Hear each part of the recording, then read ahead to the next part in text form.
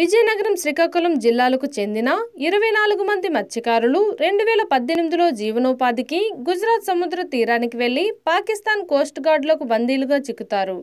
ఈ ఘటనలో ఉన్న ఓ మత్స్యకారుడి జీవితం ఆధారంగా రూపొందుతున్న చిత్రం తండేల్.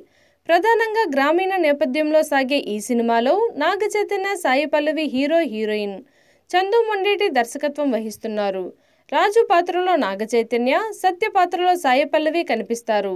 రాజు పాత్ర కోసం నాగ చైతన్య పూర్తిగా మేకోవర్ అయ్యారు. అలాగే శ్రీకాకుళం యాస కూడా నేర్చుకున్నారు. తండేల్ను డిసెంబర్ 20న విడుదల చేయాలనుకుంటున్నారు చిత్ర యూనిట్. IPL 2024లో భాగంగా రాజస్థాన్ రాయల్స్ వరుసగా రెండో ఓటమిని చవిచూసింది. అరుణ్ జైట్లీ స్టేడియం వేదికగా ఢిల్లీ క్యాపిటల్స్తో జరిగిన హై స్కోరింగ్ మ్యాచ్లో 20 పరుగుల తేడాతో రాజస్థాన్ ఓటమి పాలైంది.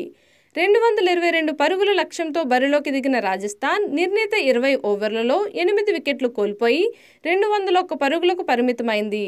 రాజస్థాన్ బ్యాటర్లలో కెప్టెన్ సంజు శాంసన్ 86 పరుగులతో అద్భుత ఇన్నింగ్స్ ఆడినప్పటికీ జట్టును గెలిపించలేకపోయాడు. మిగతా బ్యాటర్ల నుంచి పెద్ద ఇన్నింగ్స్ రాకపోవడంతో రాజస్థాన్ ఓటమి పాలైంది.